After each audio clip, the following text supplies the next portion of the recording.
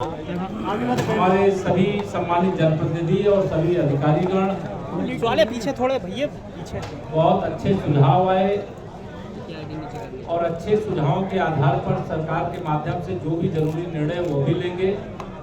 लेकिन आज मैंने जो विशेष अपील की है, हर ब्लॉक के अंदर एक दिन स्वच्छता दिवस के रूप में मनाया जाएगा और प्रत्येक शुक्रवार के दिन ग्राम चौपाल का आयोजन होता है, जिसमें गांव की समस्या गांव में समाधान, डबल इंजन सरकार का ये प्रयास है। और सभी ब्लॉक प्रमुखों से मैंने आग्रह किया है कि वो ग्राम चौपाल में जरूर जाएं। आने वाले समय में ब्लॉक प्रमुख और जिला पंचायत अध्यक्ष का चुनाव हमारा प्रयास है कि सीधे जनता से हो, क्योंकि भ्रष्टाचार मुक्त भारत बनाने के लिए चुनावी प्रक्रिया को भी भ्रष्टाचार मुक्त होना चाहिए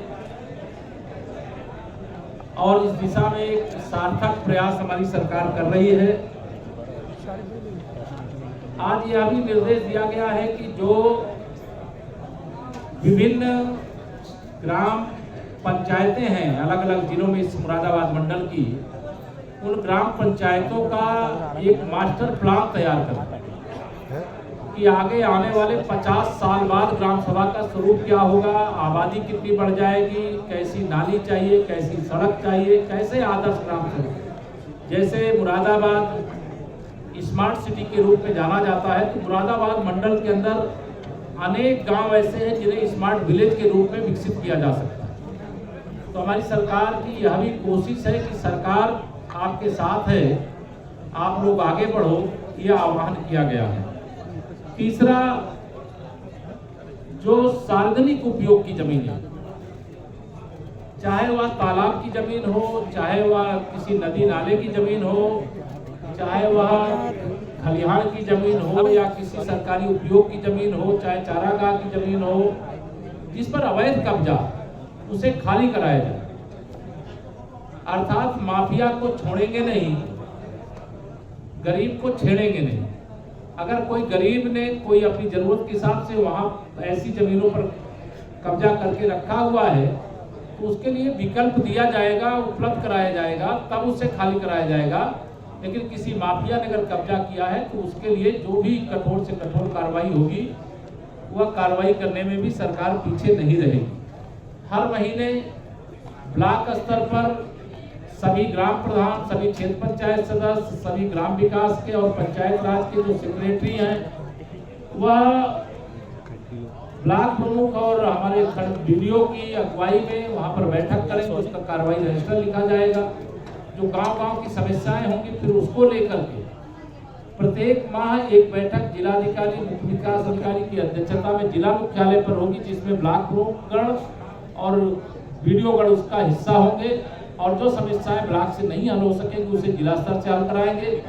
जो जिला स्तर से नहीं हल करा सकेंगे, वो शासन को प्रेषित करेंगे, फिर हम शासन के माध्यम से उसका समाधान कराने का काम करेंगे। इसकी कार्रवाई भी लिखने का निर्देश दिया गया। कार्रवाई लिखी रहती है तो पता चलता है क्या समस्या आई है और क्या उन्हें समाधान करना है। मनरेगा के अंतर्गत कई ऐसे काम हैं जो क्षेत्र पंचायत के माध्यम से नहीं हो रहे हैं। हमें तमाम सारी नदियां जो विलुप्त हो गई या कब्जे में आ गई, उनको पुनर्जीवित करने का काम करना है। बहुत सारे नाले हैं, उनको अवैध कब्जे करके रखा है, उसको खाली कराने का काम करना है। तो इस दिशा में अनेक प्रयास सरकार ने किया है। एक गंभीर किस्म की शिकायत सामूहिक विवाह योजना को लेकर के आई, उसकी हम जांच कराएंगे।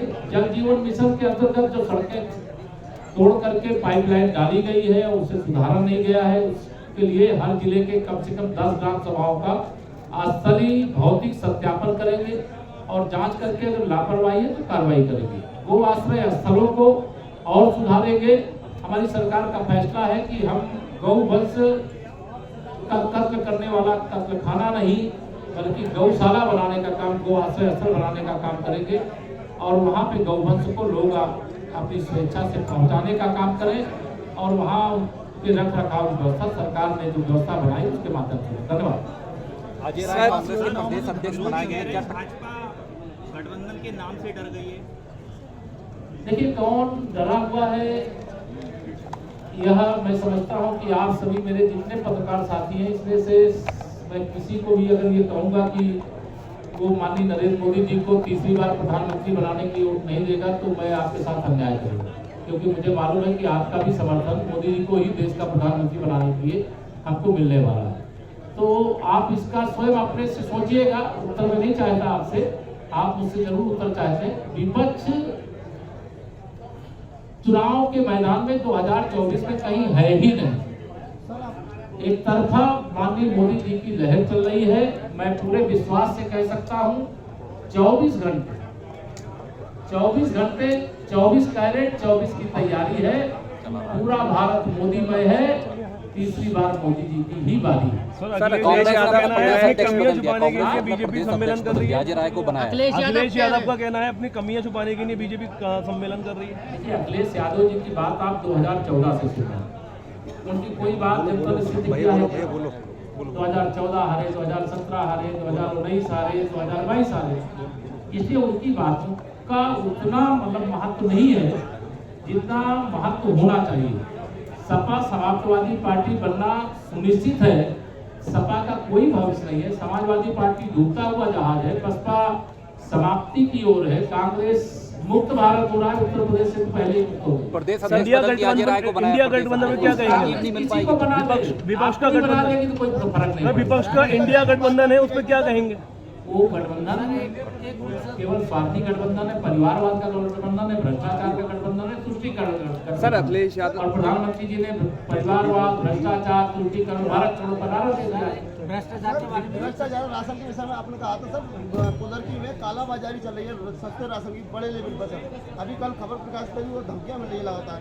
नहीं, आप धमकी से मत डरिए। कोई धमकाएगा सुरक्षा देंगे आपको, लेकिन कहीं भ्रष्टाचार होगा तो आप उसे जरूर उजागर करिए और उससे अवगत कराइए, उस पर कार्रवाई करिए। आवास योजना हो, चाहे अन्य योजना हो, चाहे जल योजना हो, चाहे सड़क योजना हो, चाहे सेतु योजना हो, किसी भी योजना हो, भ्रष्टाचार मुक्त भारत और उत्तर प्रदेश बनाने का संकल्प है। भ्रष्टाचारी की जगह किसी सरकारी कुर्सी में नहीं, किसी सुविधाजनक स्थान में नहीं, उसकी जगह जेल में। धन्यवाद। नबी आजाद साहब ने अभी कहा है कि हमारे सबकी भूतपूर्व हिंदू हैं हम लोग, भूतपूर्व हिंदू बसंतर हिंदू, क्योंकि हमारे पुरखे जो है इस्लामी आक्रमण का सामना किए, संकट सहे, लेकिन हिंदू धर्म नहीं छोड़े।